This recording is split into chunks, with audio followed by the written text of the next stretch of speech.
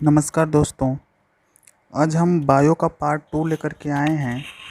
हम लोग पढ़ रहे थे डाइजेस्टिव सिस्टम, पाचन तंत्र पढ़ रहे थे।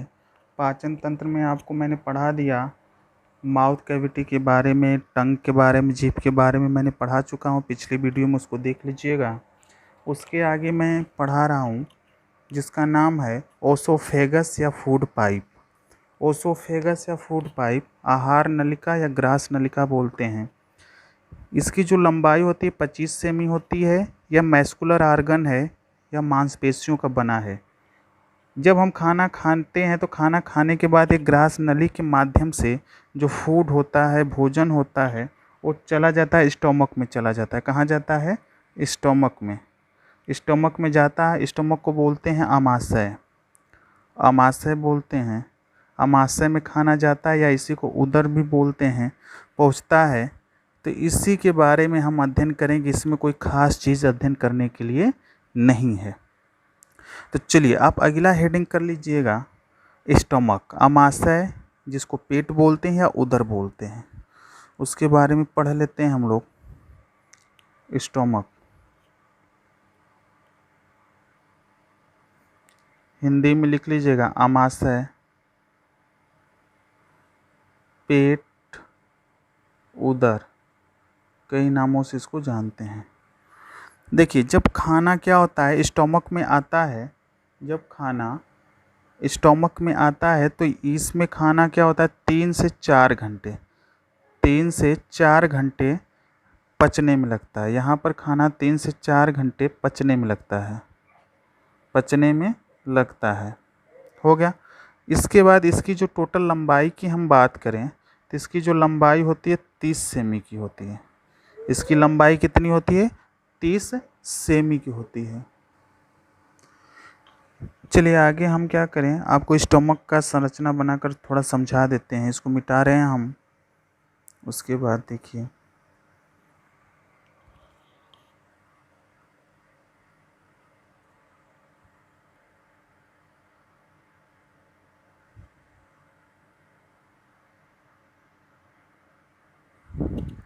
यह स्टोमक का संरचना है। ये फूड है आपका, ये फूड है, ये फूड आपका है। अब देखिए इसके ऊपर क्या है, एक ग्रंथि पाई जाती है। इसके ऊपर एक ग्रंथि पाई जाती है। स्टोमक के ऊपर एक ग्रंथि पाई जाती है जिसको बोलते हैं गैस्ट्रिक ग्लैंड्स। क्या बोलते हैं? गैस्ट्रिक ग्लैंड्स, जिसको हिंदी में बोलते हैं जठर ग्रंथि। जठर ग्रंथि बोलते हैं, जठर ग्रंथि बोलते हैं। और इसी के ठीक अंदर साइड में एक लेयर पाई जाती है। यह लेयर पाई जाती है और इस लेयर को बोलते हैं म्यूकोसा लेयर। म्यूकोसा लेयर बोलते हैं, म्यूकोसा लेयर। म्यूकोसा लेयर क्या करती है? हाइड्रोक्लोरिक अम्ल, क्योंकि गैस्ट्रिक ग्लैंड से 3 चीज़ें बनती हैं, तीनों मैं बता रहा हूँ, है ना। तो इससे हाइड्रोक्लोरिक अम्ल जो होता है उससे क्या करती है? सुरक्षा प्रदान करती है म्यूकोसा लेयर से। देखिए गैस्ट्रिक ग्लैंड्स का यूज क्या है ना, ये क्या क्या चीज़ें बनाती हैं ये आप देख लो। पहले ये फूड है आपका, है ना, ये फूड है। इसमें क्या है 3 से 4 घंटे लगते हैं खाना को पचने में। इसके बाद मैं चित्र मिटाऊंगा। उसके बाद आप अगला चीज़ मैं बताने जा रहा हूँ कि ये जठर ग्रंथि जो होती है, या इसको अमाशय ग्रंथि बोलते हैं। आप लिख लीजिएगा, जठर ग्रंथि या इसी को बोलते हैं अमाशय ग्रंथि। अमाशय ग्रंथि, जठर ग्रंथि या इसी को क्या बोलते हैं? अमाशय ग्रंथि। अब इसी के बारे में यहाँ पे पढ़ लेते हैं, थोड़ा सा अध्ययन कर लेते हैं क्या है। चलिए देखिए, जठर ग्रंथियाँ 3 चीज़ें बनाती हैं, है ना। गैस्ट्रिक जो ग्लैंड्स हैं जिसको बोलते हैं जठर ग्रंथि, यह 3 चीज़ें बनाती हैं। 3 चीज़ें बनाती हैं। क्या क्या बनाती हैं? पहला देखिए, HCl बनाती हैं जिसको बोलते हैं क्लोरिक अम्ल, हाइड्रोक्लोरिक अम्ल। दूसरा है pepsin, pepsin enzyme, pepsin enzyme, pepsin enzyme हो गया। तीसरा चीज़ देखो आप बनाती हैं रेनिन एंजाइम, रेनिन एंजाइम बनाती हैं, एंजाइम, रेनिन एंजाइम बनाती हैं, ये रेनिन एंजाइम बनाती हैं। तीन चीज़ें बनाती हैं, फिर से देख लीजिए। जठर ग्रंथि क्या करती है? तीन चीज़ें बनाती हैं, हाइड्रोक्लोरिक अम्ल जिसको HCl बोलते हैं, पेप्सिन एंजाइम और रेनिन एंजाइम। यहाँ तक क्लियर हुआ। अब चलिए अब इन तीनों के बारे में हम अध्ययन कर लेते हैं कि इनका काम क्या है, इनका काम क्या है। तो आप हेडिंग कर लीजिएगा HCl, हाइड्रोक्लोरिक अम्ल, हाइड्रोक्लोरिक अम्ल। आप हेडिंग कर लीजिएगा हाइड्रोक्लोरिक अम्ल HCl, HCl। इसका काम क्या है या इसका वर्क क्या है यह देख लेते हैं। इसका वर्क देखिए, यह सूक्ष्म जीवों को मारने का काम करती है, सूक्ष्म जीवों को मारने का काम करती है, मारने का काम करती है। क्योंकि खाने के साथ कुछ बैक्टीरिया भी आ जाते हैं, सूक्ष्म जीव भी आते हैं, तो उसको मारने का काम कौन करता है? HCl करता है, हाइड्रोक्लोरिक अम्ल। अम्ल का मतलब एसिड है या तेजाब है। देखो हमारे शरीर के अंदर भी तेजाब बनता है, लेकिन क्या करता है, शरीर को जलाता नहीं है। क्यों? क्योंकि हमने बोला कि एक म्यूकोसा लेयर है, म्यूकोसा लेयर क्या करती है, इससे क्या करती है, सुरक्षा प्रदान करती है। क्योंकि यदि हम तेजाब को बाहर से पिएंगे तो हमारा शरीर जल जाएगा। लेकिन ये देखो कि हमारे शरीर के अंदर HCl बनता है, और वो भी देखो इसका जो pH मान है, pH मान इसका जो है 1.5 से 1.8 है, यानी बहुत ही तेजाबी मात्रा है इसमें, और फिर भी हमारा शरीर में क्या है, या कोई नुकसान नहीं पहुंचाता है। तो इसका कारण है म्यूकोसा लेयर। म्यूकोसा लेयर क्या करती है, हाइड्रोक्लोरिक अम्ल से क्या करती है, सुरक्षा प्रदान करती है ना। और देखो इसका काम और क्या है, यह हड्डियों को पचाने का काम करता है, हड्डियों को पचाने का काम, यानी गला देता है। हड्डियों को पचाने का काम का मतलब आप कोई भी चीज़ खा रहे हो, मीट उठ खा रहे हो, यदि हड्डी चली जाती है थोड़ा बहुत, तो उसको पचाने का काम कौन करता है? HCl करता है, हाइड्रोक्लोरिक अम्ल करता है। हो गया। यदि देखो भैया, यदि हम मसालादार सब्जी खा लेते हैं तो उसमें उस समय क्या होता है कि HCl की जो मात्रा है वो ज़्यादा बनने लगती है। जब ज़्यादा HCl बनने लगेगा तो हम इसी को बोलते हैं क्या? एसिडिटी बोलते हैं। क्या बोलते हैं? एसिडिटी बोलते हैं, जिसको अम्लता बोलते हैं, अम्लता कहते हैं।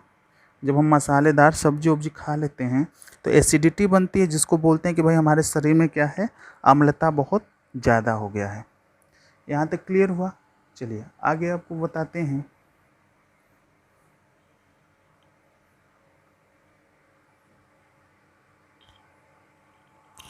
आगे 1 मिनट रुकिए थोड़ा। चलिए आगे, आगे हेडिंग आप कर लेंगे पेप्सिन एंजाइम। दूसरा क्या था? Pepsin enzyme, pepsin enzyme, pepsin enzyme कर लीजिएगा, हाँ। पेप्सिन एंजाइम देखिए करता क्या है, यह प्रोटीन को पेप्टोन में चेंज करता है। यह क्या करता है? पेप्सिन एंजाइम काम क्या करता है? प्रोटीन को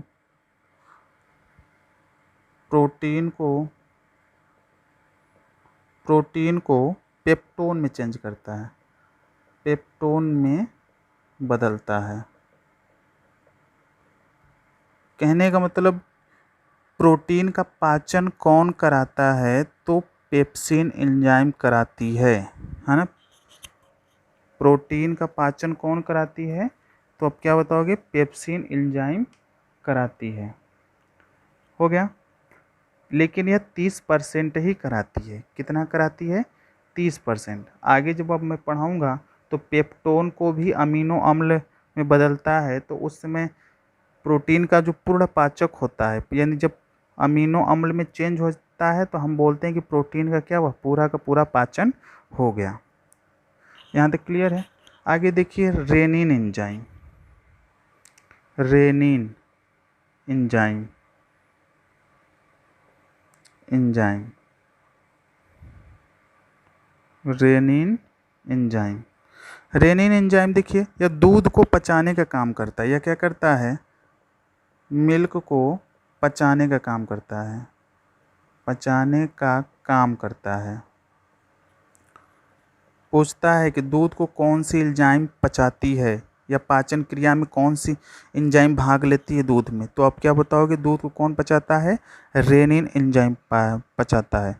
अब देखो मिल्क में पूछता है कि कौन सा प्रोटीन पाया जाता है, तो केसिन प्रोटीन पाया जाता है। दूध में कौन सा प्रोटीन पाया जाता है, तो आप बोलोगे केसिन प्रोटीन पाया जाता है। केसिन प्रोटीन पाया जाता है, केसिन प्रोटीन पाया जाता है। हो गया। अब यहीं से एक प्रश्न और बनता है कि बताओ, ये बहुत ही महत्वपूर्ण प्रश्न है, बच्चों में सबसे ज़्यादा कौन सी एंजाइम बनता है। पूछता है कि बच्चों में सबसे ज़्यादा कौन सी एंजाइम बनती है या बनता है। तो बताओ, बच्चे सबसे अधिक क्या करते हैं, दूध पीते हैं, तो दूध को पचाने के लिए कौन सी एंजाइम उत्तरदायी है, रेनिन। तो यानी बच्चों में सबसे ज़्यादा कौन सी एंजाइम बनेगी, रेनिन बनेगी। क्या बनेगी, रेनिन, तभी तो दूध का पाचन कराएगी। यहाँ तक क्लियर है। आगे देखो, आगे आप नोट कर लेना कि दूध का सफ़ेद रंग जो होता है केसिन प्रोटीन के कारण होता है। केसिन प्रोटीन के कारण दूध का सफ़ेद रंग जो होता है केसिन प्रोटीन के कारण होता है। और अमाशय में खाना का पचना ही काइम कहलाता है। आप लिख लेना, काइम से प्रश्न बनता है कि अमाशय में स्टोमक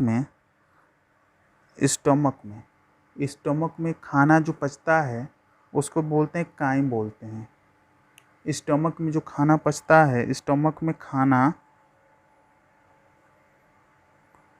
पचना काइम कहलाता है। काइम उसको बोलते हैं। स्टमक में खाना का पचना ही क्या कहलाता है, काइम कहलाता है।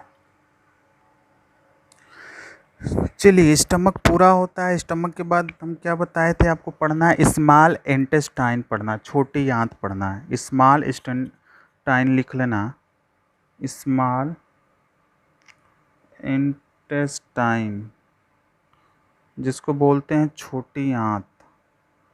छोटी आंत के बारे में अध्ययन करना है, छोटी आंत, है ना। देखो, इसकी जो लेंथ होती है, लंबाई, लेंथ या लंबाई लिख लेना, 6 से 6.25 मीटर होती है। हो गया। और इसकी जो चौड़ाई की बात कर लेना, इसकी जो चौड़ाई होती है 2.5 मीटर होती है। 2.5 मीटर होती है। हो गया। इसका आकार की बात बोलें, इसका आकार जो होता है यू आकार का होता है। और इसके 3 भाग होते हैं, इसके 3 भाग होते हैं। इसके क्या होंगे, 3 भाग होंगे। यहाँ तक हुआ। देखिए, प्रश्न ये भी बनता है कि पाचन की क्रिया कहाँ पे पूर्ण होती है। तो पाचन की जो क्रिया होती है, पाचन की क्रिया यहीं पर पूर्ण होती है, यहीं पर पूर्ण होती है। यानी पाचन की क्रिया यहीं पर पूर्ण होती है ना। बड़ी आंत में पाचन की क्रिया पूर्ण नहीं होती है। पाचन की क्रिया पूरी की पूरी मुंह से प्रारंभ होता है और छोटी आंत में क्या होता है, पूरा हो जाता है। यहाँ तक क्लियर हुआ।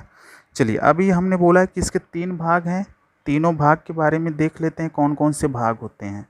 इसके 3 भाग देख लेते हैं। इसके 3 भाग होते हैं। 3 भाग में देख लो, पहला आता है आपका ड्यूडेनम। इंग्लिश में और हिंदी में दोनों लिख लीजिएगा, ड्यूडेनम। ड्यूडेनम। दूसरा आता है जेजुनम, आता है जेजुनम।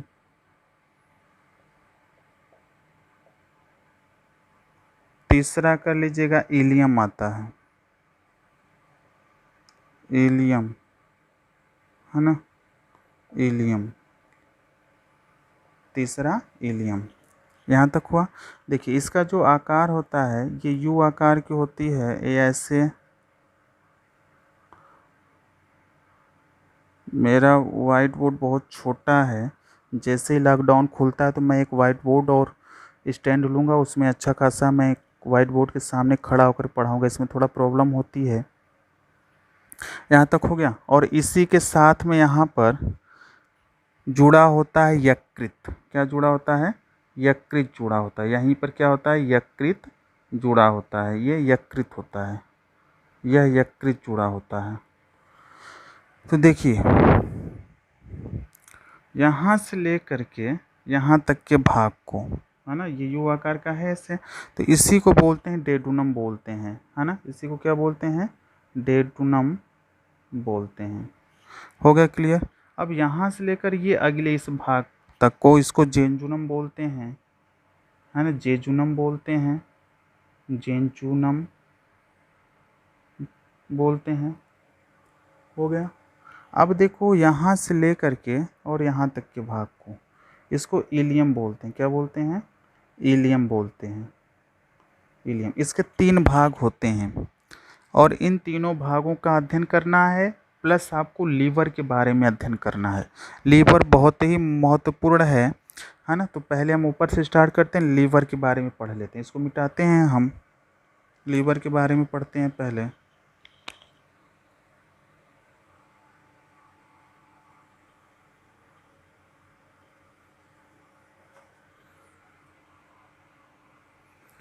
चलिए हेडिंग कर लीजिए, लीवर, यकृत।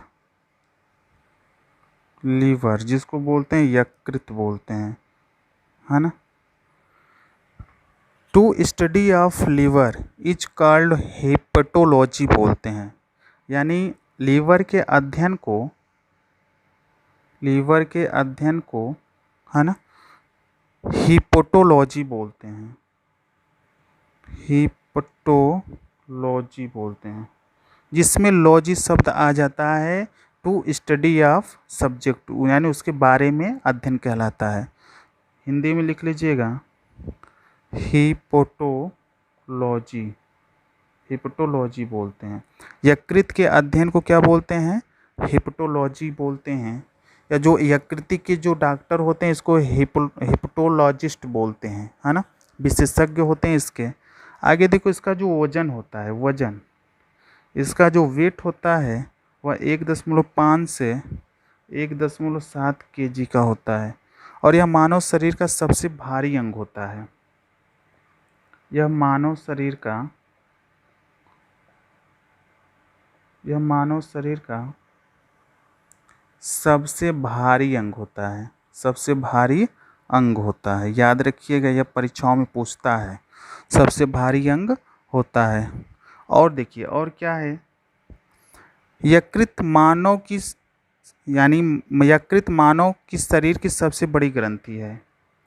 यह सबसे बड़ी ग्रंथि भी है, लिख लेना। यह मानव शरीर की सबसे बड़ी ग्रंथि है। सबसे बड़ी ग्रंथि है।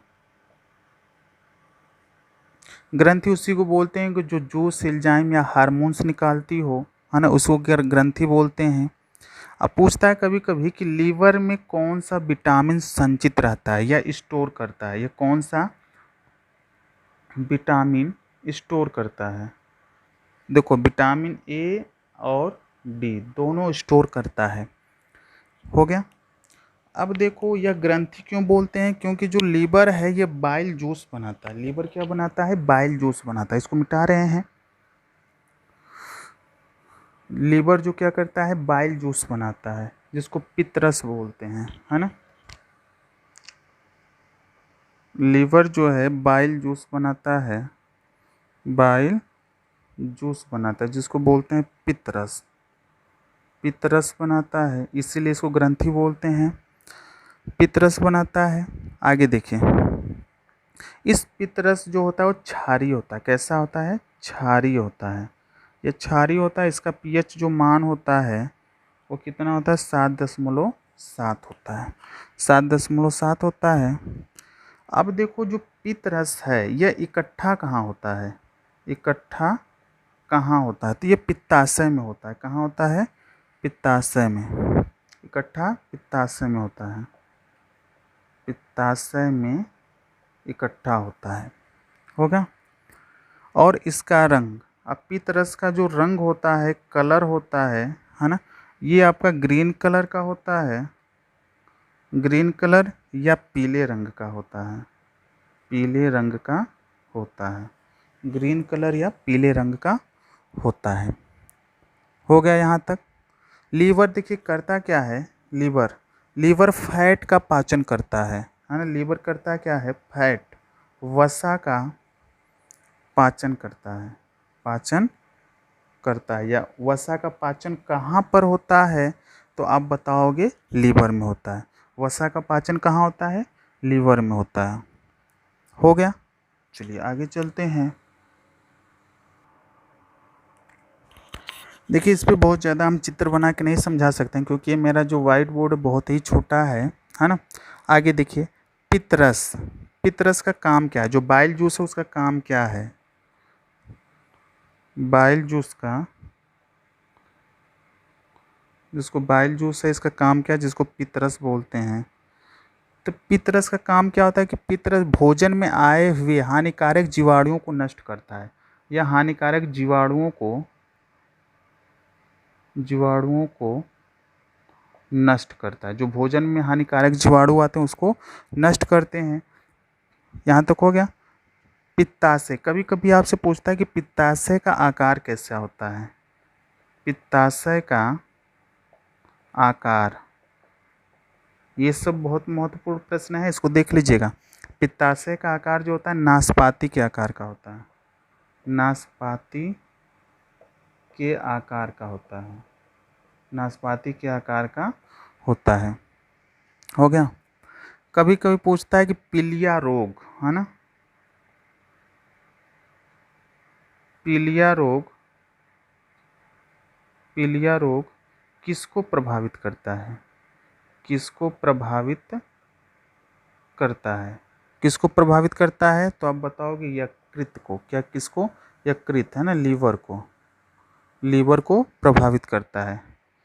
आगे देखिए, लीवर का काम क्या होता है, लीवर अमोनिया को यूरिया में परावर्तित करता है। लीवर जो होता है, यकृत है, अमोनिया को यूरिया में चेंज करता है या परावर्तित करता है, परावर्तित करता है। हो गया, यहाँ तक हो गया। चलिए यहाँ तक ही रहने दीजिए, वीडियो बहुत बड़ा हो जाएगा। इसका दूसरा पार्ट मैं बहुत जल्दी ही बनाऊँगा। वीडियो आप पूरा देखा करिए, है ना। अगर वीडियो अच्छा लगे तो लाइक करिए और प्लीज़ चैनल को सब्सक्राइब करिए। धन्यवाद।